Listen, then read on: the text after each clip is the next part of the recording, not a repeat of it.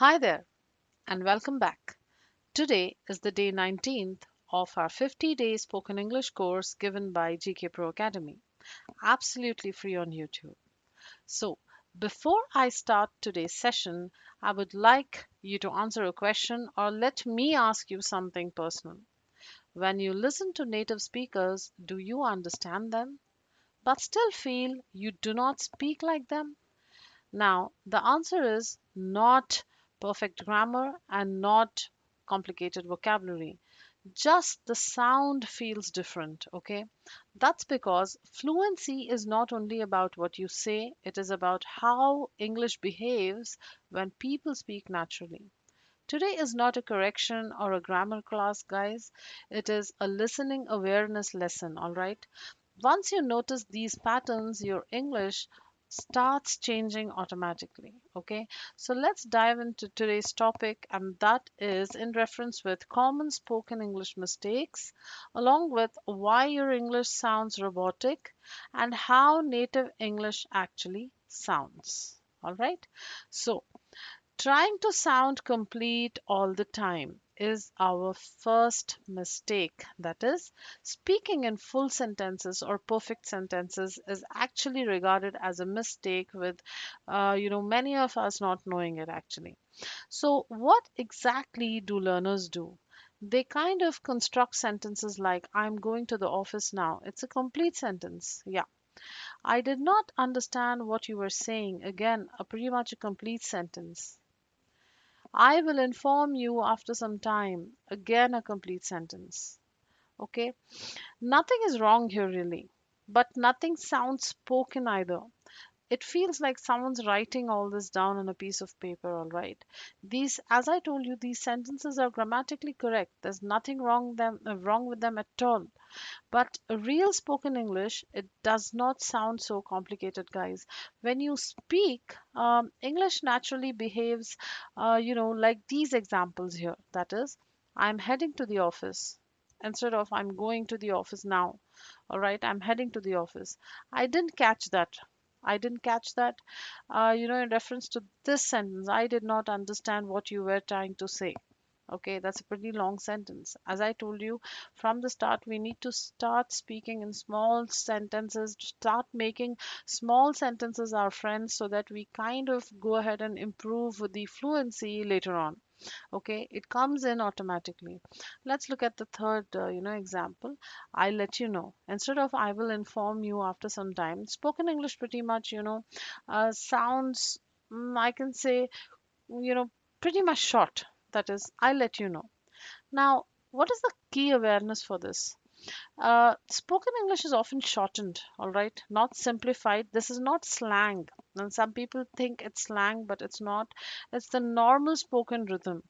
That is why many people, when you kind of talk to them, they pretty much say these small sentences and they stop. All right.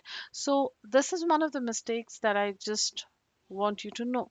So, native speakers do not finish sentences, they finish their ideas early. Okay, they finish their ideas early. They don't use long sentences to kind of talk about any topic. All right, let's quickly look at mistake number two. Okay, that is under part three. Okay, overusing formal words in daily speech. Yes, pretty much something that I really wanted to cover today. So, it is another quiet habit. Okay, using email English while talking. Now, what do you mean by formal words? Email English. Okay, when you kind of emailing a person or you're sending an email to your friend, to your colleague, you use certain formal words. Now, let's look at some examples where formal words can be used or are being used as something like this. If you look at the screen, that is, I would like to inform you. I would like to inform you. You can just go ahead and say, just letting you know, I'm facing an issue. Okay, you can just say, I have a problem. Please revert back to me. Okay, revert again is a very formal word. You can, instead of that, you can just say, please get back to me. Okay, Again, I just want to say that this is not wrong English, guys. This also can be used, but just to make you understand that how spoken English actually rolls is by using those simple, easy words. Don't overcomplicate things. And in real speech, English sounds lighter. Okay, it actually sounds lighter with easy words. All right. Now, formal English belongs to emails, okay, notices, or writing to someone, uh, like your boss or like your colleague or someone who is not exactly your best friend, or people who fall into that slot. Okay, also to ensure that spoken English removes pressure. Now, written English adds on to the pressure. So do not use those high, overrated, complicated vocabulary or those words wherein you feel that, it's a lot to think. So that is what I just wanted to cover under this particular section, that is overusing formal words in daily speech or in daily life. Don't go ahead and use those formal words. Let's look at our mistake number three for today. Translation word order. One of the most important things that I have been telling you from the day one, or I mean, I think I don't know when we started the mother tongue, the translating part. I think it was previously on which day I do not remember. Yes, but I spoke about the mother tongue influence in your English when you're looking at translating the particular sentences or the particular whatever topic that you really want to talk about. Okay, so learners often speak English with their home language rhythm. In other words, what is it known as? Mother tongue effect. Okay, now that actually, you know, takes your English order to another level, which is completely haphazard in the sense it is not happening, guys. So you just have to stop using your mother tongue to translate. So let's look at certain examples. If a person is looking at translating that whatever they really need to say in English, okay, something like only yesterday I met him. Okay, actually, I did not understand. Very much I liked the movie. So basically, these are not in correct order, guys, because we are translating them exactly from from our mother tongue to English. Okay, natural spoken English needs only English to English. You just don't have to use your mother tongue to translate or to kind of let your mind think about those words and then you put them in English. Your order is going to change. All right, so let's look at the correct order now. I met him yesterday. Only yesterday I met him. That's incorrect. I met him yesterday. That's pretty much enough. I did not really understand. Yes, this sounds pretty correct rather than actually I did not understand. Actually would not come, like it would not be a prefix to I did not understand, because I did not understand is pretty much enough on its own. Okay.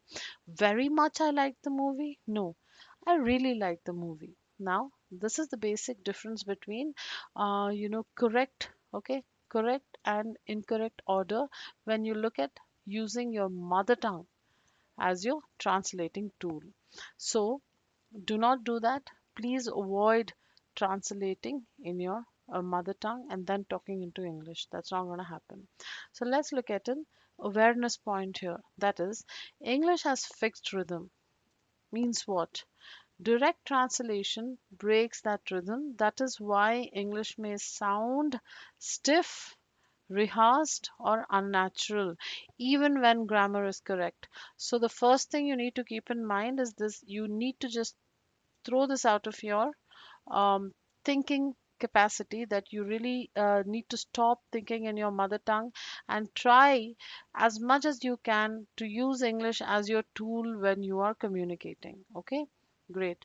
Let's look at mistake number four: saying too much to feel safe. Now, this particularly I think is a problem that is universal. However, we are going to dive into this and I'll let you know why exactly over explaining simple answers also kind of feels really, not a good thing to do. It feels like you're struggling when whilst communicating. Okay, let's look at a question here. If a person asks you, how was the class?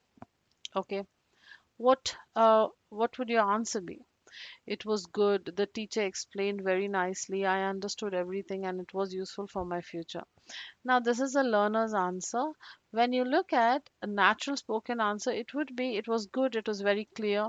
Probably you can add another line. That's it. Okay. A short answer, or pretty good. I understood it. Okay. The teacher was great. That's it. Now that's a natural answer. I would just add a kind of a, a small secret here, that fluent speakers often stop early. Okay, they often stop early unless it's very important to kind of explain everything at that point of time. So do not over explain simple answers. If the question is simple, keep the answer simple as well. Okay, so that is what is that's the core concept of this mistake 4. That is, please do not over explain your simple answers. Now let's look at the next mistake for today, that is avoiding natural sounds, guys. Now what do you mean by natural sound? Natural sound, like, yeah, actually, I think, or kind of. Many people say it's, bad English, but I really don't think that is, because if you listen to Native American speakers, they use this all the time. For example, yeah, I think so. It's okay to start with yeah, all right. And it's also okay to start with actually I'm not sure. It's not a slang, or there's no necessity to think that you have to stick on to a particular what can you say, a particular formula when you speak. It's okay. You can actually go ahead and use this word, all right? And it was kind of difficult. It's okay if you just want to kind of, add this word kind in between. You can also say it was difficult and jump this word. Even if you add this word also, it's not going to harm your English. Okay, now that is what I'm kind of letting you know. And also I wanted to kind of tell you that using a bit of fillers like and is okay, but not very often. That, because we are learning how to speak English, right? It's not like we are already born with it. So removing them completely makes English sound mechanical, guys. It doesn't make you make a person sound natural. Because even when I speak, there are some times that I use ums and ahs, but that does not mean that, I can continuously talk like a robot, because obviously none of us on this planet earth can actually speak English uh, without any disturbance. So that's what I mean to say, that you can use your ums and ahs and your fillers, but make sure that they do not become, that this does not become a habit. That's all it means. All right, great. So let's look at an awareness check for today. Okay, what do I mean by awareness check is that what exactly we got out of this. So none of these were grammar rules. Whatever I spoke about from the start, okay, that is mistake number 1, speak in full and perfect sentences is not really needed. You can actually go ahead and give those small, crisp and short answers as well. It works totally fine. Okay, I'm heading to the office. I didn't catch that. I'll let you know. All these are very small, crisp answers that also works wonderfully. Okay, the mistake number 2, we spoke about not to use formal words when you're talking to people, because it sounds kind of robotic as well. All right. So what I kind of want to tell you here is that because we are practicing, I would just want you to understand one thing, is that please, please, please do not use complicated or complicated vocabulary or very difficult sentences. Go for simpler ones to make your life easy and to make your journey, especially to learn English, easy. Okay, great. The third mistake I spoke about is translation word order. Avoid using this particular, highlighted box here. Okay, avoid using this to translate your matter. Okay, to translate your content, avoid using mother tongue. The next mistake I spoke about was over explaining simple answers.